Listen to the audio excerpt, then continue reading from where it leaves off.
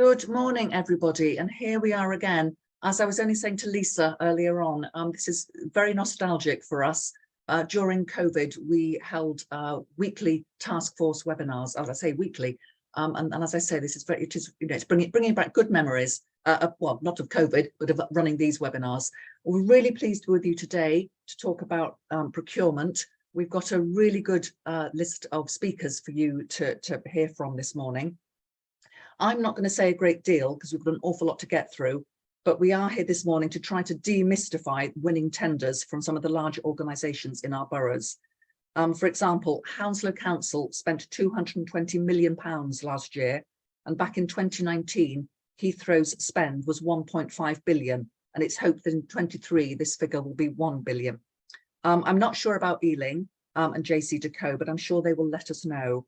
And it will be great if some of our local businesses could benefit from some of this spend. So first up is Ross James, Supply Chain Manager, Portfolio and Supplier Management, Procurement, Heathrow. Ross, over to you. Would everybody else like to turn their cameras on so we can see people? Brilliant. Excellent. Good morning. Good morning, Excellent. everyone. Brilliant. I will attempt to share my screen.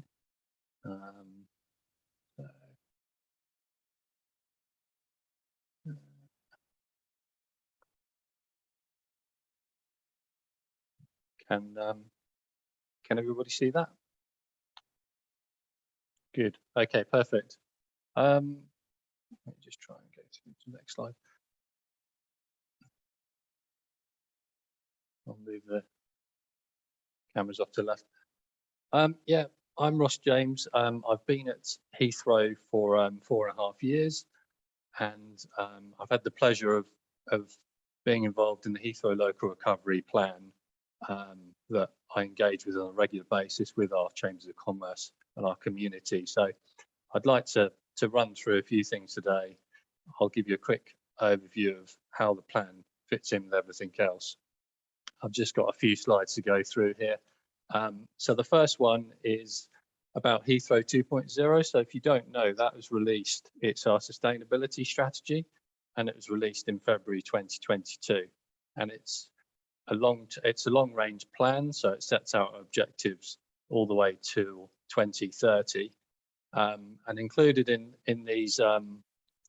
this plan, we have two main pillars. So we've got the net zero aviation, and then we've got the great place to live and work. So net zero aviation is something that we're working towards as Heathrow. It's our vision of a sustainable aviation at Heathrow and across our industry. The great place to live and work is to improve the quality of life of our colleagues and our neighbours and make a positive impact on our community. This is publicly released. You can go to the Heathrow website, you can download it, and you can look through all this information to get a better understanding of our sustainability strategy. A point to mention here is, so where does the supply chain fit? So under a great place to live and work, we've got the thriving supply chain. So we want to maximise our suppliers achieving the gold standard against our balanced scorecard, which I'll come to in a second. So the Heathrow Local Recovery, so in November 2020, we set out our commitments to support the community by producing a Heathrow Local Recovery Plan. This plan enables how the airport can recover while taking on the impact of the pandemic on our local communities. And by aligning the Local Recovery Plan, which was from 2022 to 2026, with the longer term goals in Heathrow 2.0, the Forum, Local Recovery Forum, contributes towards building the strong foundations needed to make Heathrow a great place to live and work, whilst tackling the immediate needs of our local communities as we emerge from the pandemic. Now, within that Heathrow Local Recovery Plan, we've got 4 pillars. We've got education, employment and skills, surface access, green recovery, and supply chain.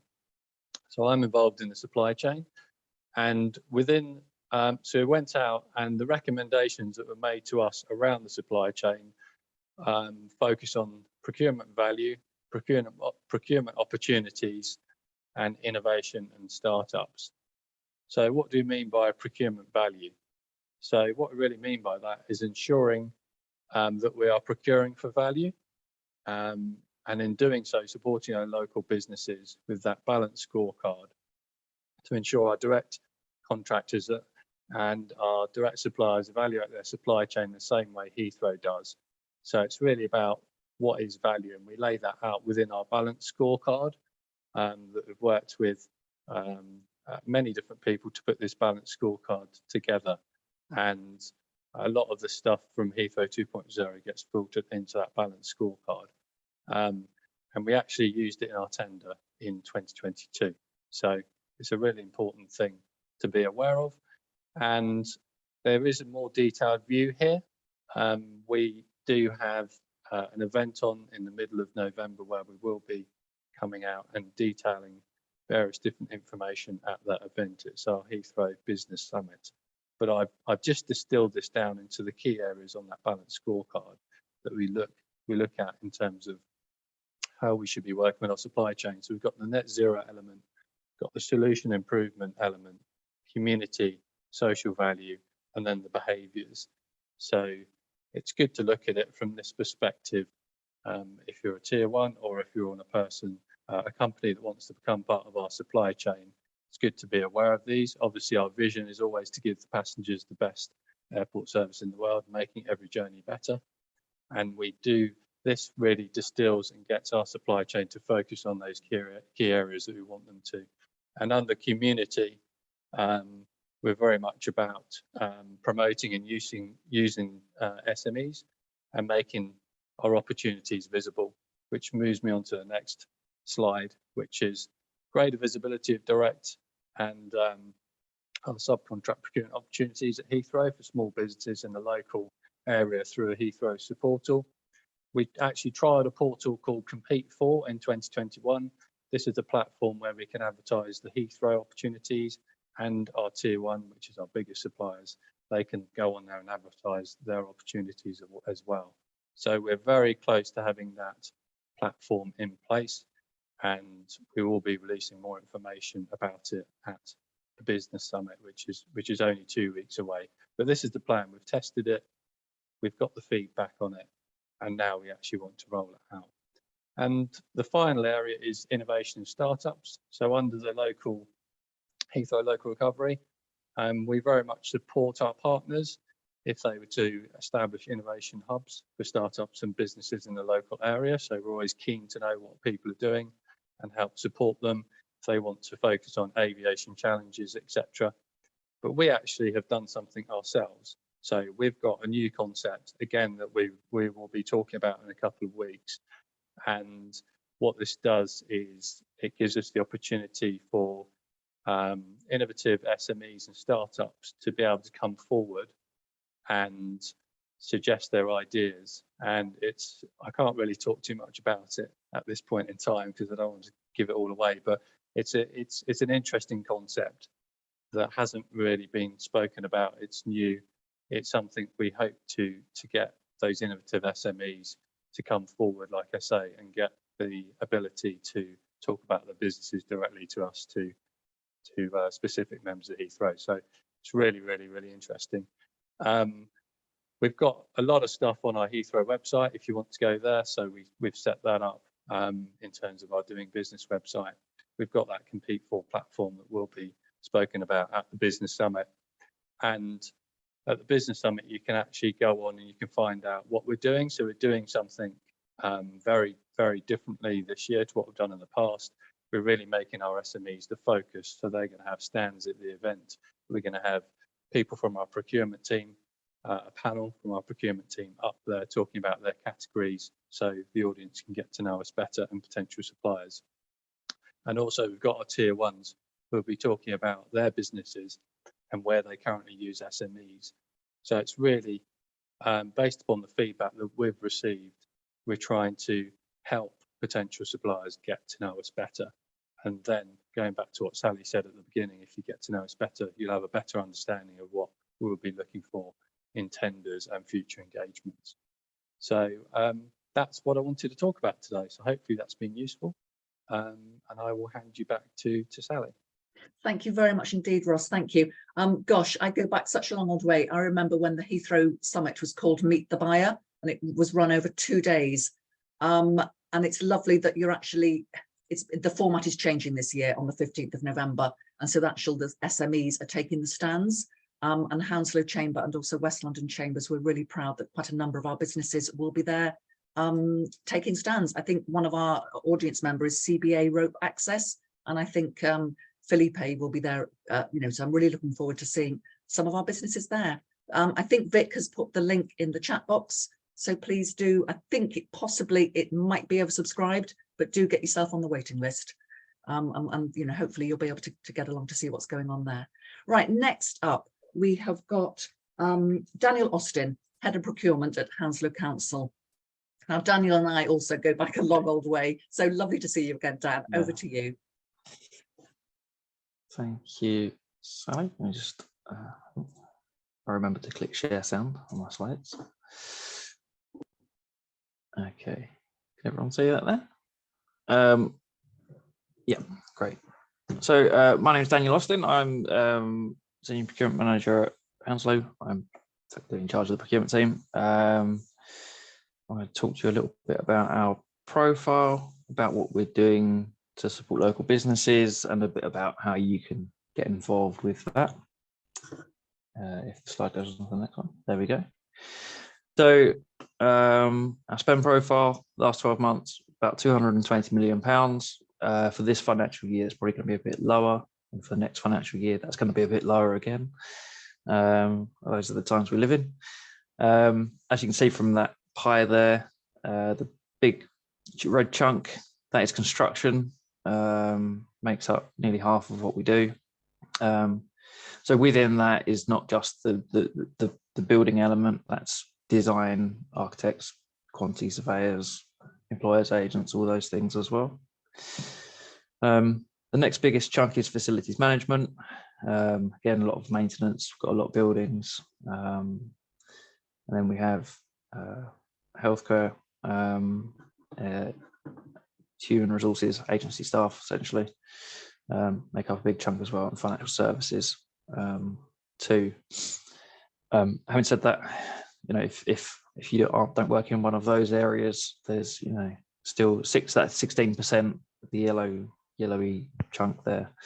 That's still a fair amount of money out of that £220 million. So there's there's a lot there that we buy. The next slide, I've got a great Blue Peter one. It's one we made earlier, so I don't have to talk for the next 2 minutes. It's a little video about where to find our tenders and a bit about doing business with us. So I'll just play that now.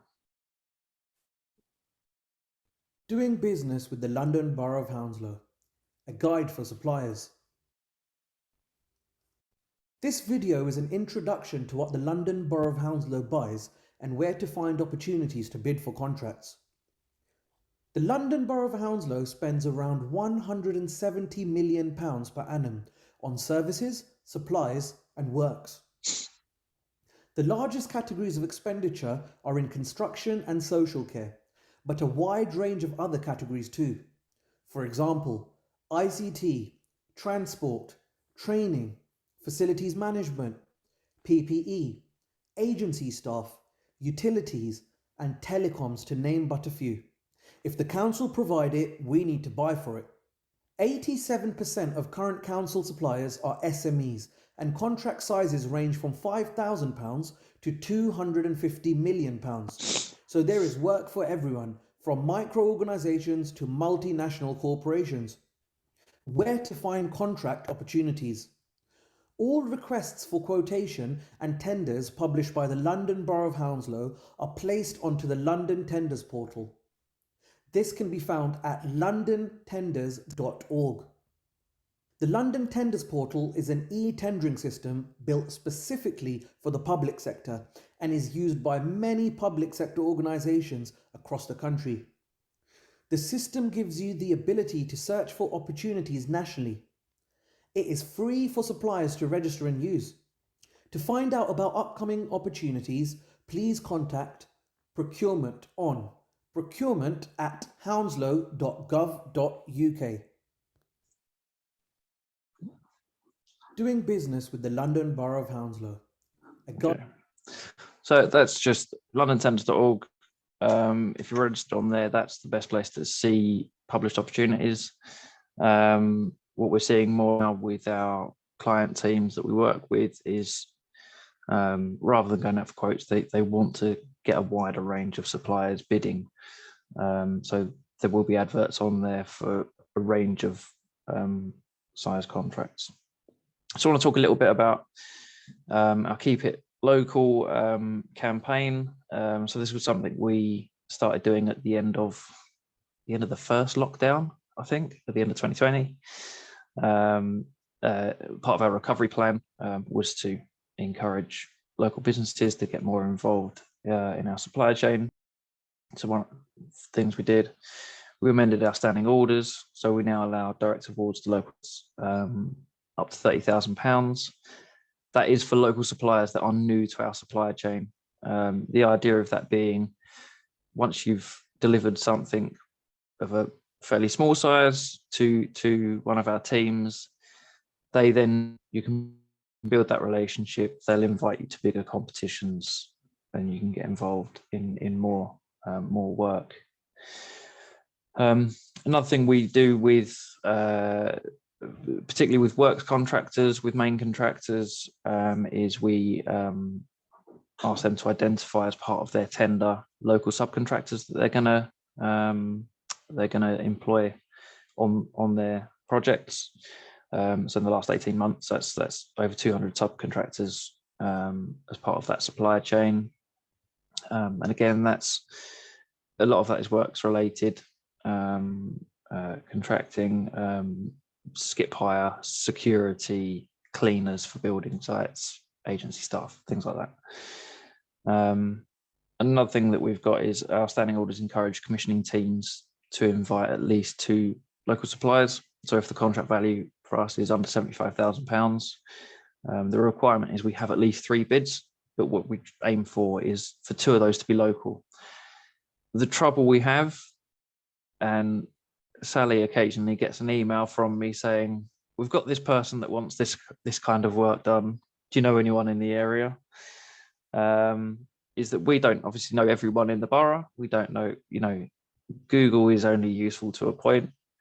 So there is still an element of you guys needing to try and get in touch with the right people in the business. If you are interested, drop an email to procurement@hounslow.gov.uk. Just tell us what sort of work it is you do, and we can try and give you a name for the right area to talk to. That's something we'd like to increase. We've got a change in the regulations coming next year. So for us, we're using that as an opportunity to kind of strengthen some of these areas.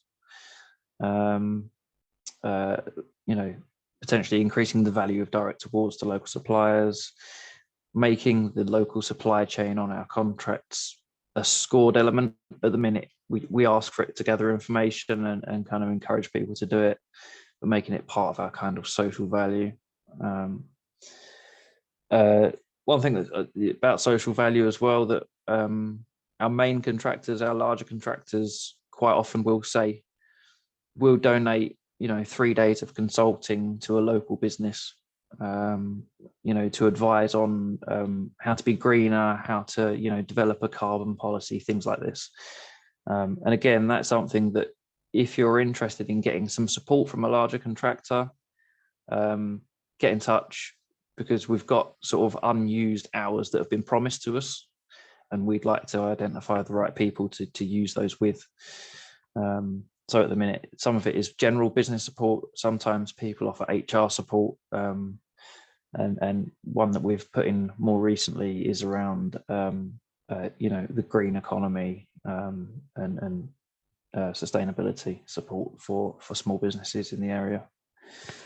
That's me. Back over to you, Sally. How do I stop sharing?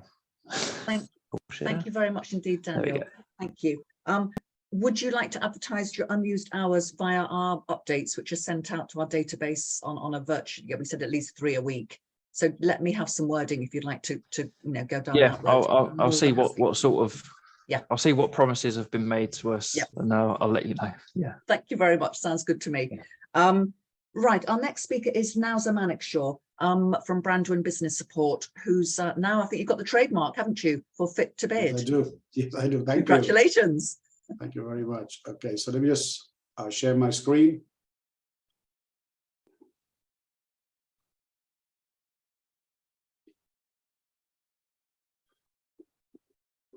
Right.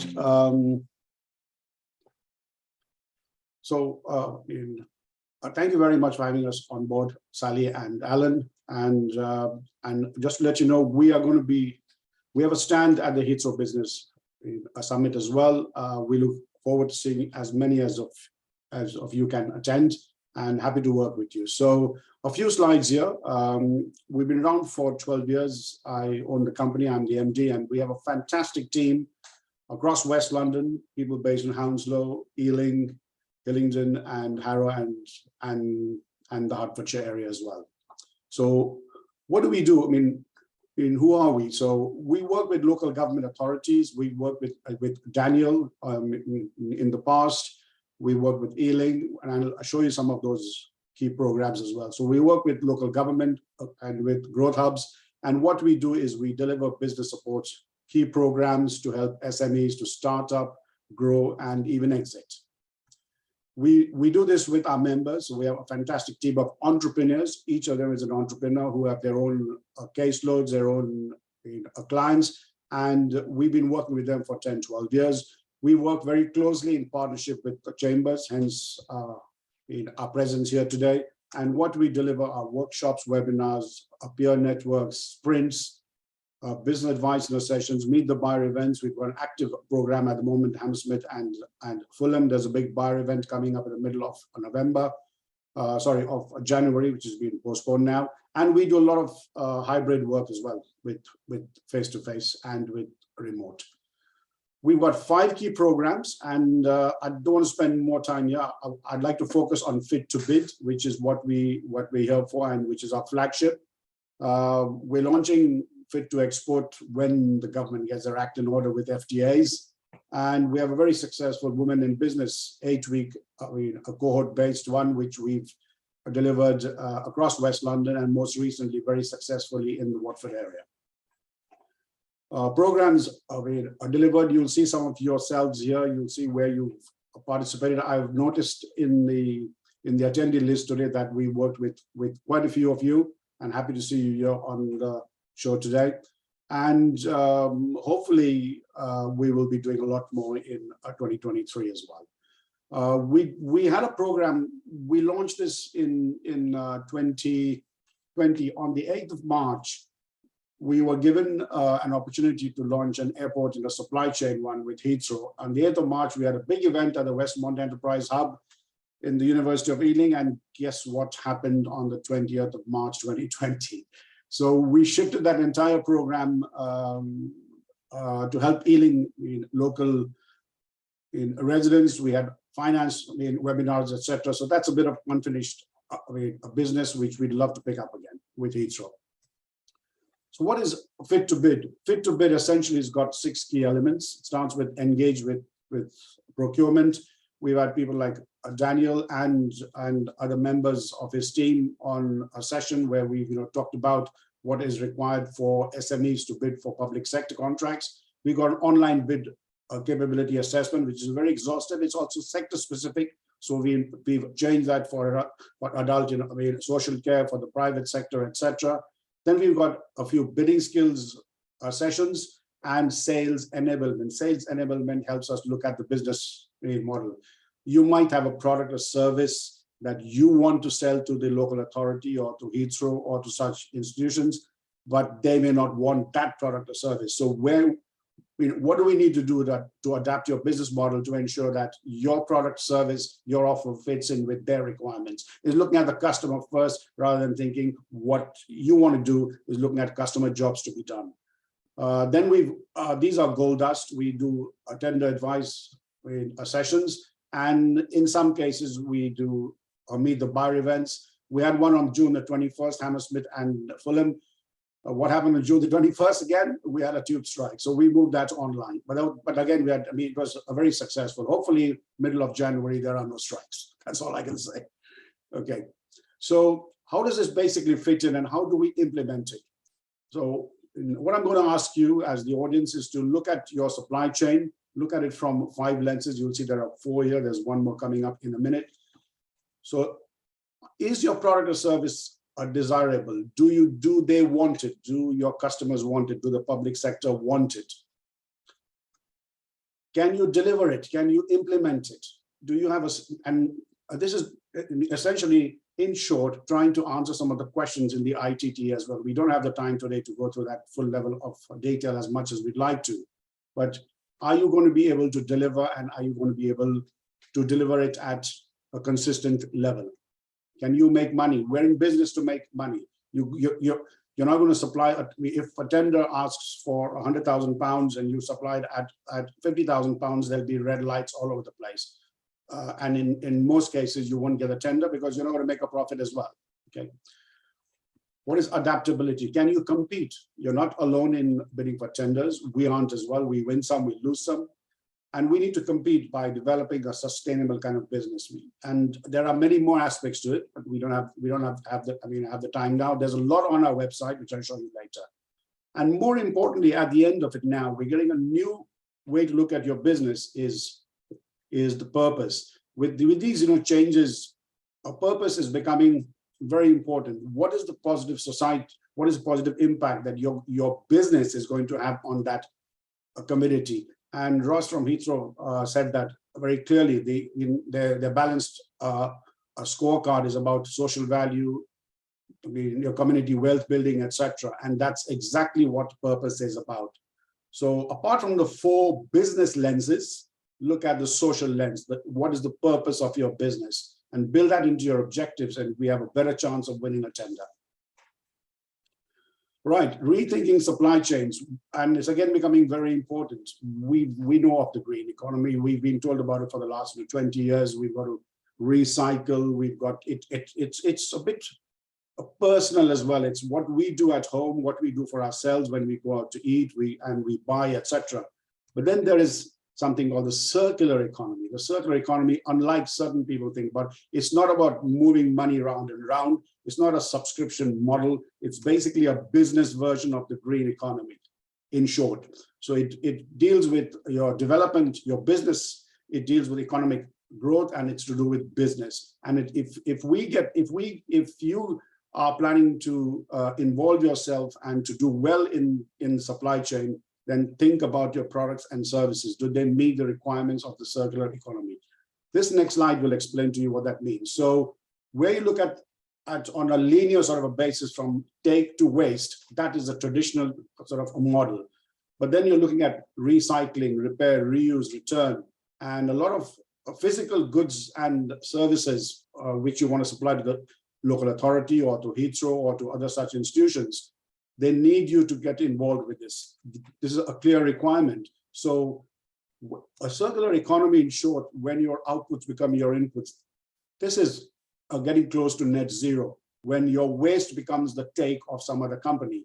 And simple things like recycle, if you're supplying something to Heathrow or to the council, then you look at things like what can be recycled, what can be reused, and what percentage of that, what degree of that, and how much is that going to be cost efficient. It may not be immediately be more cheaper, it may be a bit more cost efficient, and local authorities will take that into consideration as well. Okay, I bet you didn't expect that. Right, that is, as you would have guessed, is the cheetah. It's the fastest land animal in the world, and it's in full flight. A wonderful sight, but it hunts alone. It's not very successful. It's got less than 50% success rate. It can't climb trees. It runs away from bigger cats, and unfortunately, it doesn't do very well as a family, as an ecosystem. On the other side, if you're looking at, so my point in this year is, if you're looking at the supply chain, if you're looking at doing well within the supply chain, don't think about going it alone. Look at creating sustainable sort of a partnership. And this is an old African proverb. It just basically proves the point that herds of elephant never go hungry. They never get attacked, rarely. They go long ways. They're always together as family. And put all that context into context of your business, and you'll see what I mean. Is that if you want to go fast, go alone. If you want to go far, go together. Let me give you one slide which shows you where we are. This took my team and myself and my predecessor, Steve, who you might know. This took us 12 years to build this one slide. 12 years, but we are extremely proud of it. And this is the ecosystem in which we work in. We partner with the majority of these organizations. We're doing something or the other with them at any given time. And that is one thing I'd like you to take away, please, is to partner your business and to look at key collaborations. Now, how do you do that? You need to adapt your business model. You can't think about developing a partnership in the supply chain by looking at yourself only. You got to look at the business model of who you want to partner with and ask these key questions. Ask these key questions of yourself now. Who are our key partners? Who are our key suppliers? Which key resources are you acquiring and you're transferring? And which key activities? What is the ROI? How are you going to monitor this? Do you need a partnership agreement or is it a loose agreement? So these are key sort of considerations for us to look at. But it's important for you to understand that and I would request you as well, don't think of yourself in isolation. It's a supply chain. The very word demands key partners and collaborations. Right, delivering social value. I've put a link here. It's a company called tussle.com. They're a very large supplier of information services to the procurement world, and they've got a fantastic free guide, SME guide to doing business with the public sector. I would urge you to go on their website and to download it. It's a great little ebook, and it'll help you to get some good tips and hints as well. Social value is becoming very important, and as Daniel said earlier in his presentation, how do SMEs then essentially, it's easier for large companies to put aside time and money, but how do SMEs do that? Well, you can get involved in the circular economy. You can work with more disadvantaged people. You can talk to Job Center. You can look at working with with CIC companies, etc. And these are ways you can obviously give your time, a bit of a donation, etc. But working with the community, working with people in the community, you will add social value. And if you mention that in your bid, even if it's for £25,000, you have a better chance of winning a bid. Okay, so this is an example. We work with Ruth Ann and Ian. Some of you would know them. Wonderful people, very tough, business. It's a B2B business, but it's a great example. We've been working with them for many years now. And they came to see us actually in Chiswick, in a Hounslow-based program in about 5-6 years ago. They came to see me in Chiswick in a Metro Bank, and we've been friends and clients and customers since then. So this is an example. What they do is they buy pallets, they repair them, they recycle, repair, they clear pallets, and it's very much about 4 or 5 years back when they came to see us, they didn't have a repair facility. Now they have an active repair facility, and that helps as well. And some of their pallets have even been competitors to IKEA, as you can see that in that box down there below. Okay, right. Last couple of slides. Public sector compared to private sector. The public sector looks at tenders, in our experience, slightly differently from the private sector. When I say private sector, means large tier 1, tier 2 suppliers. Okay, so or you might just want to do, or you might want to send a proposal to a large company or a marketing agency. You want to send a large sort of a proposal. Be aware that there are 2 different ways of looking at it in terms of budgets, funding, which are allocated annually, there are regulations versus low restrictions in the private sector. There's more flexibility. There's more transparency in the public sector. Their motivations are different. A key understanding of how they operate. And I keep saying, look at the customer jobs to be done, not what we want to sell. And one thing we want to understand is how they operate, what environment they operate, what frameworks they operate in. Your business growth in a journey. If you want to win more tenders, look at the action. You've got to start somewhere. So start with the specific in a sector or a subsector, and look at your value proposition. When we say value proposition, what is your offer? Have you looked at it? Have you analyzed? Are you going to make money? Look at those 5 lenses again. and focus your efforts where it matters. Subcontract, partnership. Subcontracting is also a type of a partnership, and a lot of local authorities they welcome that. When tenders get larger, then it becomes a consortium. It's a bit more complicated, but we can help you there as well. Think big, but start small. A lot of local authorities have much smaller budgets for smaller businesses, and if you probe, if you send the right expression of interest, you will get that response, and you will be guided to the level of business that you can do as well. There are limits to what you can also essentially tender for, in the sense not more than 4 or 5 times your revenue in some cases only twice your revenue. So you've got to cut your cloth accordingly. But if you've got the skills and the experience and the case studies and the testimonials, you can subcontract and bid for higher contracts. So major differentiators, again, your social value, community wealth building are taking a bigger place, and it's taking up more space in the actual submission. So I would, suggest is do something about it. If it's good for you to attend this, but I would be happy to work with you or with any of you to help you build an expression of interest and submit a winning sort of a tender.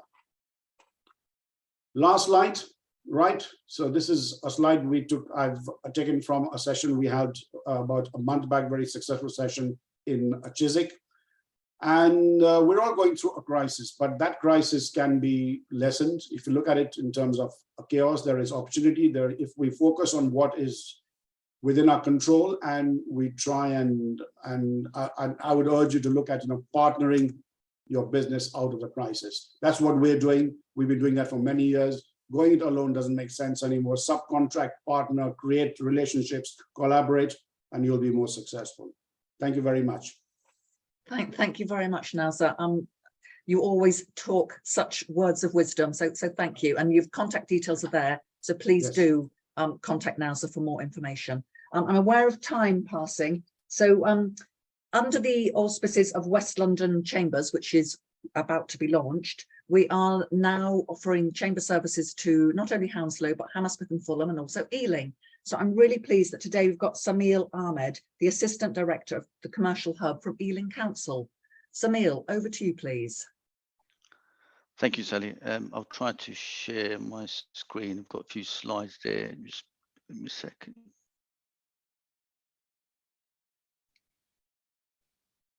I can't see anyone, so if you could kindly let me know if you can see the slides. Yeah, we can see the slides. Thank you. So I'm not sure. I think Nauzar covered an awful lot of grounds and very helpful, insightful information. So I've got a few slides there, which maybe slightly just touch on some of those. But first of all, thank you for inviting me to the sessions. I thought it'd be helpful just to set out where we are from Ealing Council. So some of the works that you've probably seen on the slides from Nauzar around, the council has done quite an awful lot of work in previous years about supporting businesses around fit to bid and in terms of sort of broader sort of tendering public sector procurement activities. So we at Ealing have recently refreshed our council plan, which is the strategic plan. So there's a 4-year commitment, and within that plan there are quite ambitious commitments to support our local businesses, and I'll broadly just cover that. We'll also just touch on how we procure our suppliers and services contracts, the work we've got underway to support local businesses, and the ways that you can actually get in touch for sort of further information or any feedback. So within the council, so the council plan, which is a 4-year strategic plan, and there is a commitment to use our spending power to support broader businesses. So broadly, local authority spends around £340 million across supply services and expenditure. Majority of that is within sort of the social care sector, but as touched by previous colleagues, we spend quite a lot within other categories of expenditure, ranging from ICT to professional services and to hard FM and constructions related contracts. Some of the challenges that we've faced is around looking at having a better visibility of our local supply base. and in terms of making some of those opportunities available. So over the last 12 months, we've undertaken quite a sort of in-depth review of our approach to procurement, looking at the systems that we use, the processes, our contract procedure rules, but also in terms of our tendering activities. And we've made some changes around those areas to make sure in terms of we're able to achieve some of the commitments that we set out within the council plan. And as part of that, one of the areas that we looked at was around our approach to social value. Many local authorities will be applying social value in many different ways, but we were quite keen to make sure the benefits that we were securing through social value had a direct benefits to our communities and were relevant and proportionate to the value of the contracts that we were securing. We've implemented that social value earlier this year. In February 2022, and you can find more information about that on our website. But we've seen some really positive results as a result of that. However, one of the things that we want to sort of build on the social value is around looking at some of our lower value contracts in terms of that we commission. And these are the areas that we see there are some direct opportunities to engage with local businesses, but also some of the smaller and hard to reach organizations that ordinarily not have access to some of those opportunities, like your tier one companies might be well suited to bid. Following Brexit, government announced a number of welcome changes to public procurement regulations, and I think that we are looking at quite closely. And namely, one of those ones around was, I think, procurement policy note, which was announced in November 2021, which allowed local authorities or provide provisions for local authorities to reserve certain types of contracts within certain conditions. And we're looking at that closely to see how we can utilize those provisions to actually channel some of those wealth back into the community in a proportionate way. So those are the areas that we've got, and as part of that, we will be holding a number of sort of supply engagement sessions over the coming months. But we wanted to make sure they were relevant to specific contracts that we've got currently being worked up and that are in the pipeline, which range from facilities management to M&E, and also in terms of hard FM contracts. So how do we currently procure supplies and services? So contracts up to £75,000 are commissioned through what we call as request for quotations. So we've changed our approach recently to make sure they are simpler and much more easy for small organizations to complete. So up to £25,000 is a single price only quotations, and £25,000 to £75,000 minimum of 3 quotations. Now, in terms of doing away with sort of lengthy terms and conditions and just make sure we standardize those approach, these are some of the steps that we've taken so far in terms of streamlining what was previously quite a bureaucratic process. We want to build on that, and I'll touch on a bit more in terms of what our thoughts are and some of the work that we're doing and will be doing over the coming months to actually streamline that further. Contracts with a value of £75,000 and above will go through the London Tenders portal, and I think many local authorities, I think 23 at the last count, were using that. So I think that's a great resource for small organisations or generally businesses to register if you're not already registered on there, to have visibility of those opportunities. But in addition to that, Ealing Council also hosts West London Alliance. And a part of West London Alliance is the Commissioning Alliance, which is a collaborative initiative within the 7 London authorities. Majority of our social care contracts in the form of dynamic purchasing systems are all procured through Commissioning Alliance. Now, I wanted to include this on there because I thought it was very important, because if you are operating in that sector, the dynamic purchasing systems are a very good way of ensuring trying to open up. So it's an open framework. You can join anytime, and provided you meet the necessary, I'll give you an opportunity to actually look at those areas, and it ranges from children's care to home care and to a number of different other areas. It's not just 7 London authorities. The Commission Alliance colleagues, the services and the DPSs are used by public organisations across the land. And so I think it's a very good resource, and actually it's a good area to look into. All of these portals are free for suppliers to use, and I'm sure some of it you'd be familiar with. So I'd encourage colleagues to have a look at those. So I touched on some of the bits and some of the work that we're doing. Now, from my experience of nearly 20 years in public sector procurement, some of the challenges that I've seen and some of the areas that we're trying to address here, most local authorities will have commitments to engage local businesses, and in terms of to channel some of the businesses back into community wealth initiatives. But the difficulty I've seen from a buyer's perspective is actually having visibility. So within the contract procedure rules, there will be the requirement to engage local suppliers. Well, who are they? What do they provide? What are the capacity of those organizations? That visibility is not readily available. And that's where I think buyers within departments struggle to find access to local suppliers. And this is the area that we have some commitments, and we've got some work we're hoping to do with our partner organizations, within the voluntary sector organizations, as well as the Chamber of Commerce around, in terms of trying to develop better intelligence of our local supply base in terms of capacity. But more importantly, how do we bring those profiles of those organizations to the front, to the buyers, so they can quite relatively easily, in a dynamic way, to actually just engage them as part of the request for quotations.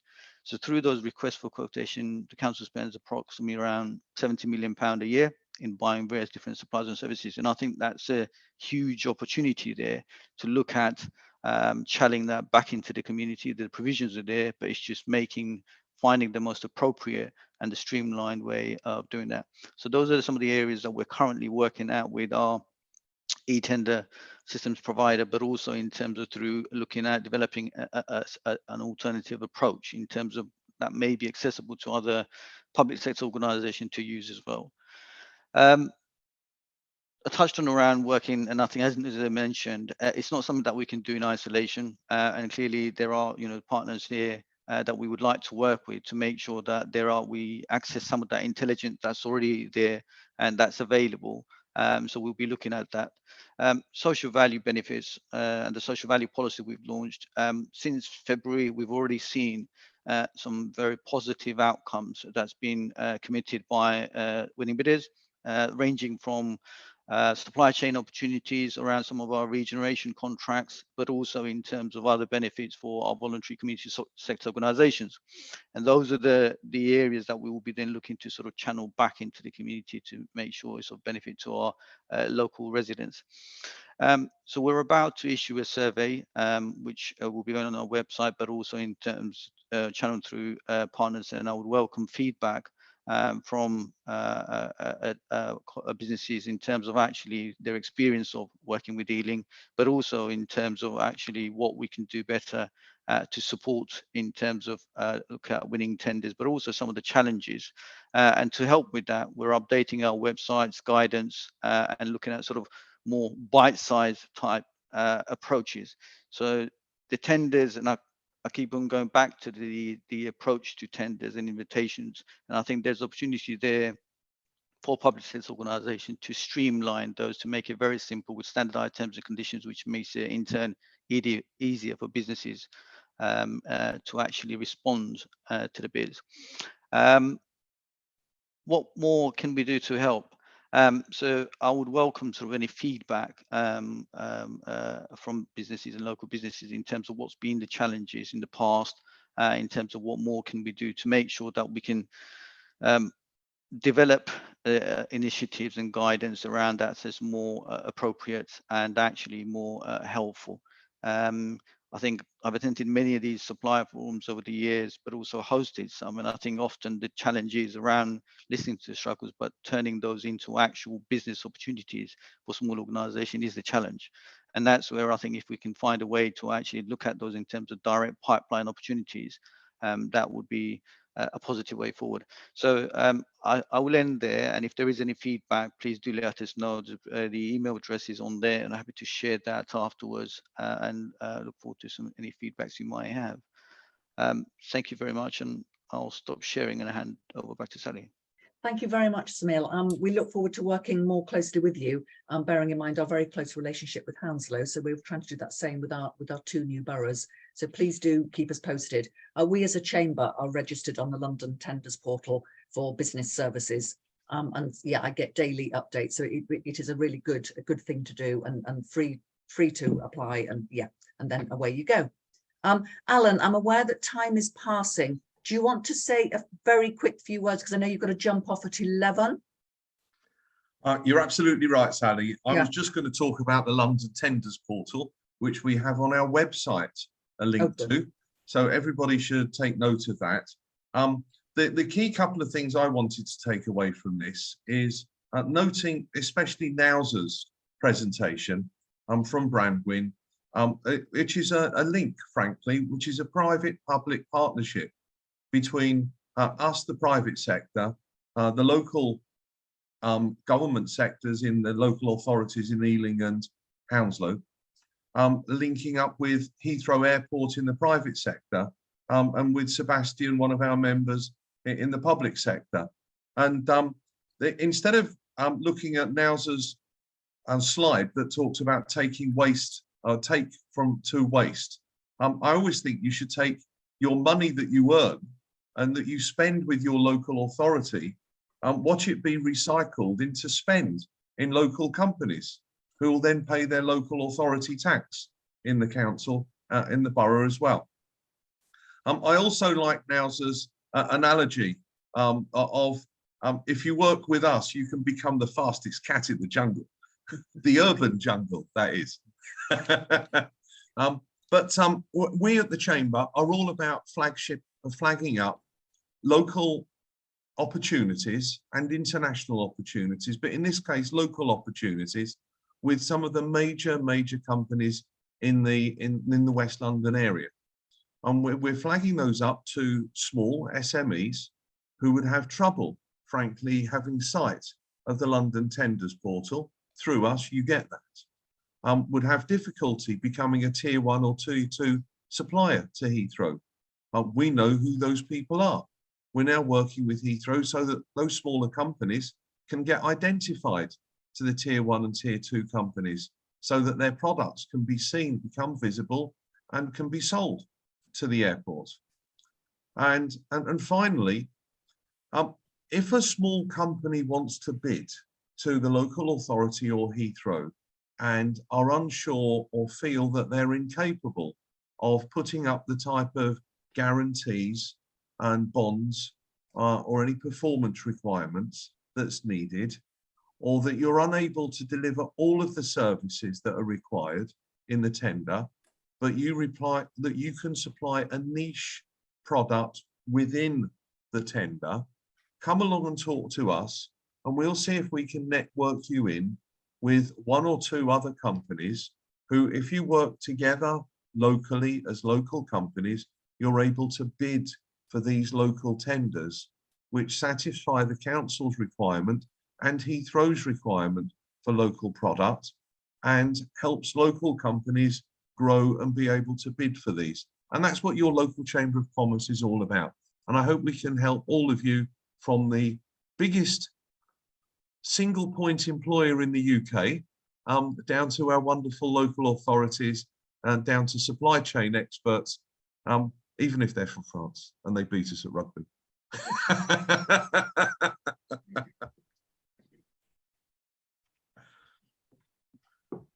You have to say something back to that, Sebastian, I'm afraid. I'm waiting for the World Cup at home, so then we can talk.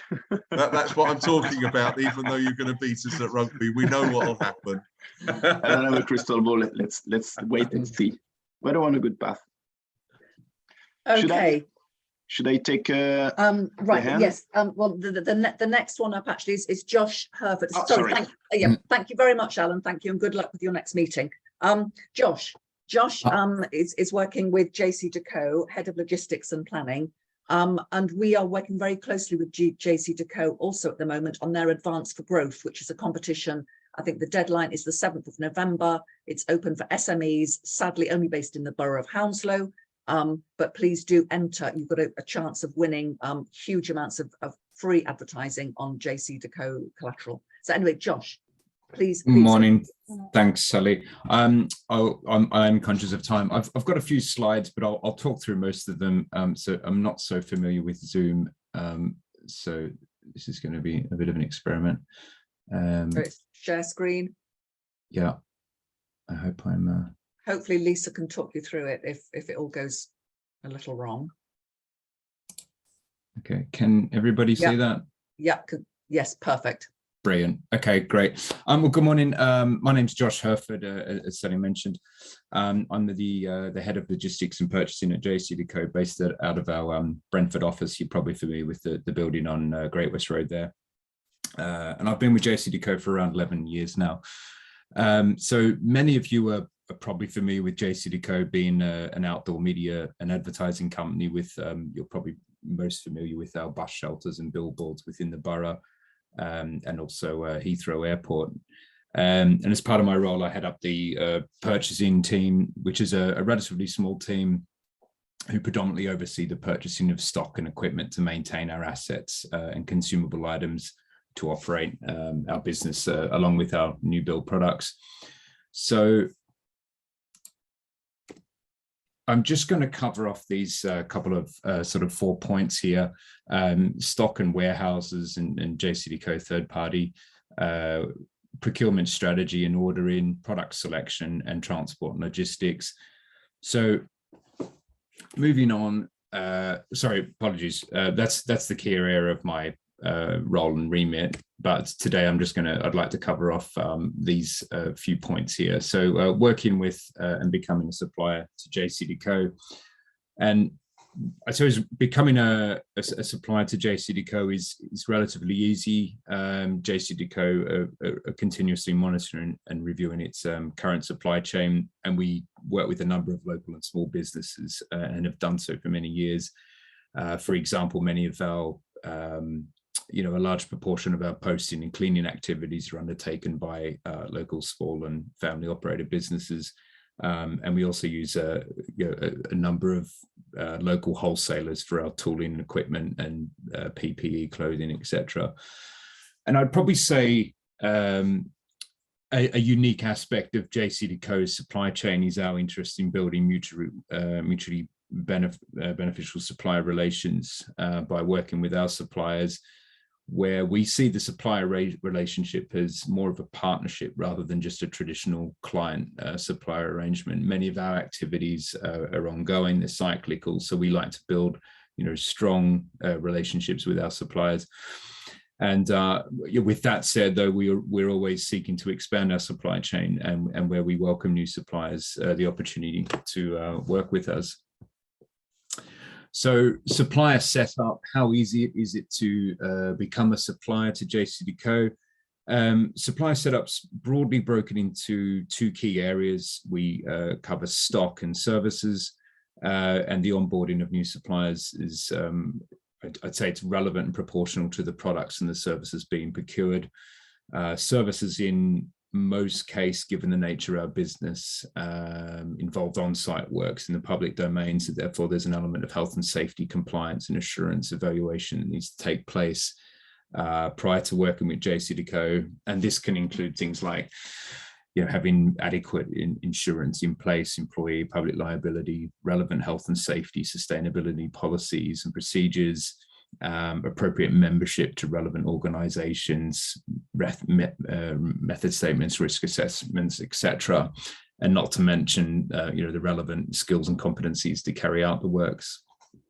And when it comes to suppliers of product, there's a lot of emphasis placed on the product itself, certainly number one being fit for purpose, the service levels, the lead times, but also a focus on the product sustainability. And this includes things like ethically sourced, supply chain traceability and transparency. And when it comes to using local suppliers, we see serviceability is a key aspect to JCDecaux and our supply chain. Our business always takes into consideration the proximity of the works, where the works are taking place, and also the supplier's base alongside relevant competencies. And then another point, I think is a point you mentioned, Sally, and perhaps one of the emails in passing was the quotations and things like that. So we operate a robust corporate governance policy, and that includes, we have similar order value thresholds to what was displayed in the previous slide for Ealing, I think, and where demonstration is, JCDecaux has to be fair and transparent in its supplier selection for its products and services, and this includes things like multiple quotes over set values right through to a tender process for higher and more complex procurement.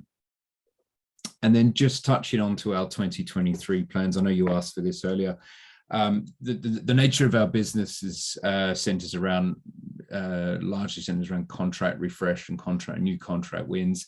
So it's difficult at this stage to give an indication of any forecast spend or firm forecast spend for 2023. However, next year is a part of our commitment to our sustainability. We are commencing a sizable program. It's a multi-year program where we're converting all of our assets to more greener and efficient methods of lighting. This will involve a lot of stock, a lot of consumables, but in large part it's also going to require a lot of services to go out and fit these. And we'll most likely be looking to outsource the service element of that. So with that said, I hope that's given a brief overview to JCDecaux and its procurement. And if you would like to know more, I'm certain my contact details can be found in the link or the notes at the end of the meeting. And we certainly welcome the opportunity to discuss further with any potential suppliers. Thank you. That's great. Thank you very much indeed, Josh. I'm really pleased you were with us this morning, because as I say, we are working really hard with Robert on the Advance for Growth competition. And I just wanted to have a chance to sort of plug that as well. Right, last up, sorry, Sebastien, graveyard slot, Sebastien Barillot from Whysebird, supply chain specialist. Hi everyone, we still have people online, perfect. So let me just kick off quickly. Boom. All right, so Whysebird. So the idea of this company I set up 2 years ago was to change the industry mindset. And just to give you a quick brief on the company, and then I share with you some thoughts. So there are two focus on the company is focusing on two things: planet and people, and especially as Nauzar spoken about a few minutes ago about sustainability, and then mostly on circular economy. And the impact I'm doing with the company is more at material level, where we have the biggest impact. Roughly 70 to 80% of the impact on, for instance, on greenhouse gas emission is at material level, extraction, transformation. So I speak about that, I lecture also, and then also work with several companies, listed companies, smaller companies. Mostly, my background is mostly on fashion, but I will show you later on that I extended. So that's the focus number one on planet, but nothing can be done without considering people and working on leadership. So there's also a business coaching and mentoring side of the activity, where I support also leaders individually or in group. And the beauty of we are discussing about back into Zoom and the old times is that we can work globally now, even though we are semi-based in London. But that's the beauty of the digital era, is that I can have a global playground.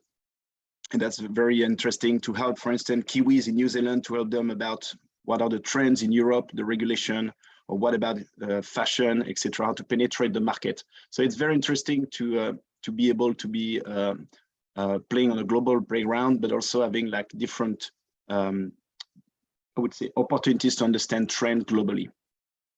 And nothing can be done. Also, when I started the company, was not coming from brands. I worked mostly ex-Burberry. I worked for 7 years in Burberry, and I didn't want to stay only focused at brand level. So that's why I built up ties with governmental bodies, laboratories, NGOs and associations, but also suppliers of technologies or materials, and also universities and advisory experts or department stores. So it gives me like an end-to-end vision about what sustainability means, what are the trends, and what are the different agendas also. Because when you're a brand or when you're an association, you talk about circular economy, but what is your true agenda?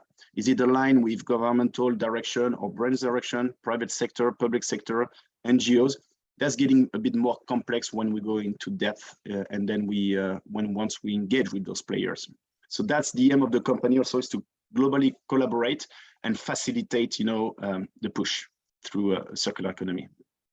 As I told you before, I studied in fashion for my 15, 17 years of experience working with Carrefour, working with lingerie brands and Burberry. But slowly and surely for the next 2 years, I start to stretch to food, manufacturing, beverage, and technology industry. And you realize that the commodities are different, but the challenges are the same. And that's what I'm going to share with you, is to share some thoughts about 3 things. First, the Brexit, the impact and opportunities about Brexit, hot topics in supply chain, and few food for thoughts and key takeaways. If we talk about Brexit, it's pretty interesting, but this word has completely disappeared of our discussions in the last years and months, but it still has an impact, an invisible impact, but quite a hard one for companies. This famous crocodile brand, for instance, is facing some tremendous custom cost in millions because of Brexit. Same story for this French brand that we visited with the Chamber of Commerce a few months ago in Paris. They stopped supplying the UK market because of custom costs, same story as Lacoste, and documentation. So even though they're part of Danone Group, which is a strong listed company, they were like, it's impossible. We can't deal with the market. It's getting too complex with us. Margin are impacted. There are also brands, I was part of Burberry, that are thinking about moving operations in Europe, because in fashion, we have to do a lot of prototyping. And for instance, for the last spring 2023 ready-to-wear show, Burberry has transferred part of his team, technical teams and models for doing fit in Paris, because product crossing borders, there was a tight schedule, so they were unable to ensure the right timing for the show, the catwalk, so they had to move their operations for a few weeks in Paris. So imagine the cost, the transportation, etc., all the logistic. But would it be like a sustainable model to operate like this, or do they have bigger plan to maybe move things in Europe where things happen? In Italy, for instance, if we think about their production. So those are very interesting questions. But there are also some opportunities and some wins. JCDecaux, a Swedish brand, has opened a few months ago an office in London, a new design office, and they realized that there are a lot of opportunities to recruit talents, because there was a massive impact on fashion, especially in London. A lot of department store closed and a company closed, so they were for them an opportunity. Another French brand, Veja, were like thinking, okay, we struggle with the custom documentation, etc., in terms of lead time. Should we open a bonded warehouse in London or in the neighborhood of London, so that we can fast track all the shipments between the UK and France? Thinking that the biggest client of UK is Europe and vice versa. So how we have complexified relationship, and thinking that still there are still some challenges for SMEs, but also big groups between the 2 countries. So I went fast on that. Was just like to give you a few snapshots around those things. What I would like to speak about now in a few minutes is to talk about the hot topics in supply chain. We all know about, since February, the tension between Russia and Ukraine has drastically increased raw material prices and availabilities. So talking about aluminium, with one of my supplier who was doing tents, and said, I can't produce any more tents because I can't have like aluminium support sticks to do my tents. But price of also raw materials has been through the roof. And one of the biggest challenge today of any brands or suppliers I talk to is lead time. How can we ensure that we have capacity, but also how do we secure lead time, and how do we work on those lead time? So those are very, very, I would say, problematic, but also common across the board.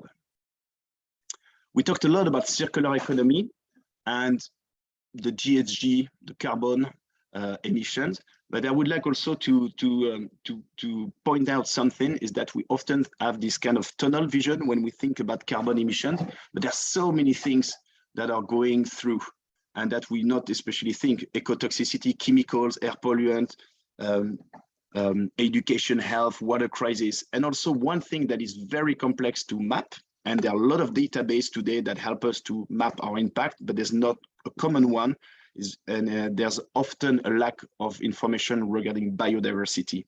And there is this WWF document that's been released a few weeks ago, saying that in almost 40 years, we lost 69% of global wildlife population in the world. So 70% of species have disappeared. So that's also something And there are a lot of thinkers and philosophers and also scientists that are pushing that thing. What do we do in terms of biodiversity? How can we take that question into the game and not only think carbon emission? Another thing which is really interesting is all the claims that we might do as vendors, as suppliers, as brands around sustainability and what we call greenwashing. So EU is getting into the game and is getting really strict, especially in fashion. And we call the Green Deal. So there will be more and more regulation coming into place by 2023 until 2025, because they realize, EU commissioners realize that a quarter of sustainability claims are exaggerated, false, or deceptive. So storytelling is great, but how can we get back it up with data? And I think it's really the switch that we have to have in terms of mindset. How can we provide data and how can we ensure that what we claim is true?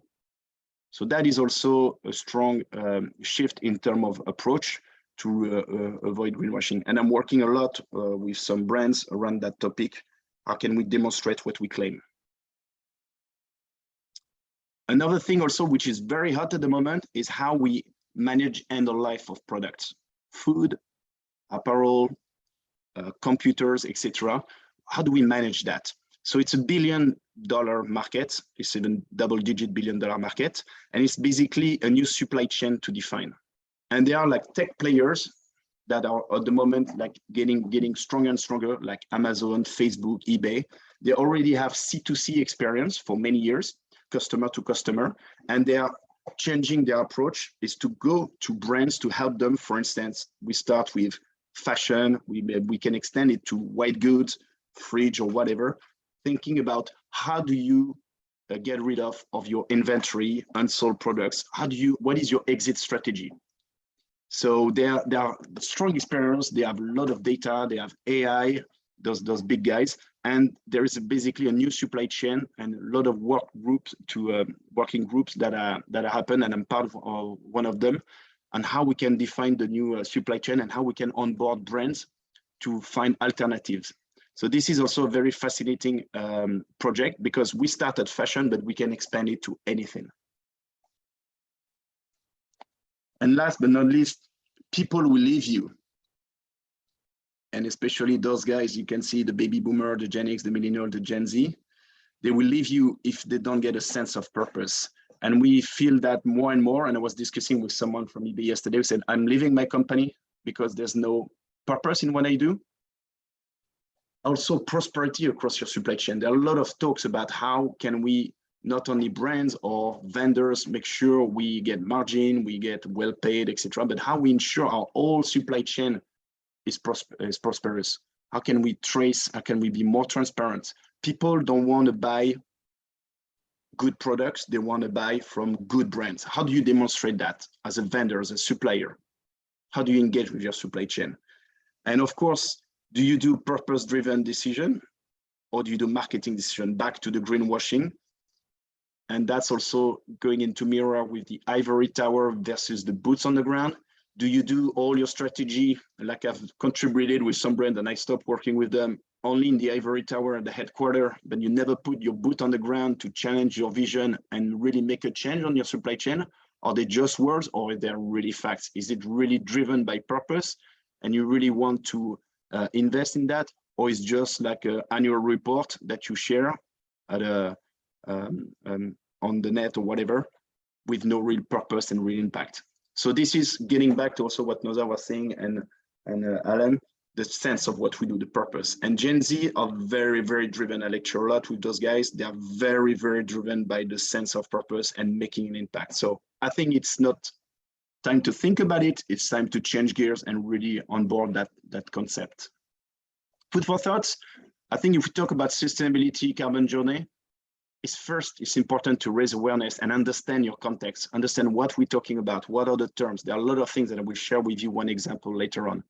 Then we need to think about, and I like the example of Heathrow and the slides we had before, understanding how we measure our corporate carbon footprint, the whole chain. And then we can go to product level, whatever it is, to understand what is the carbon footprint and how I can improve it. And of course, the idea is to reduce and to communicate. So this is a very high level snapshot. Happy to talk to through it. I'll be also at the Heathrow Summit, so I can talk about it, give you some example business case we've done.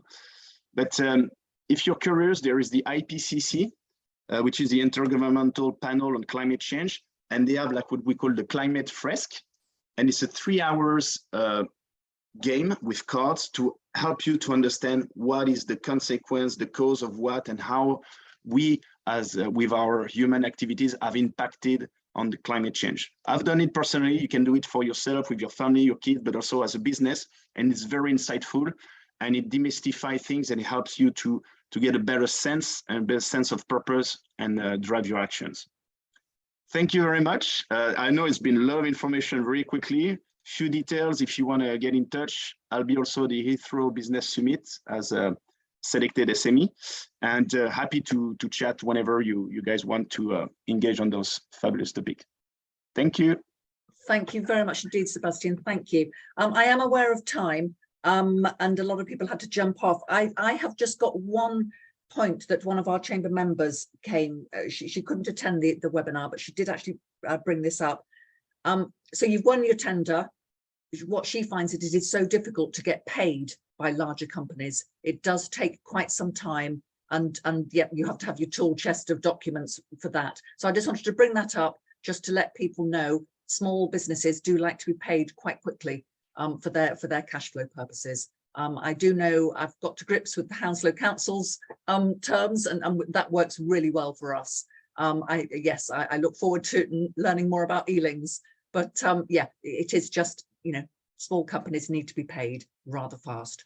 I'm aware that the time is now 17 minutes past 11, so we've rather shot over our time.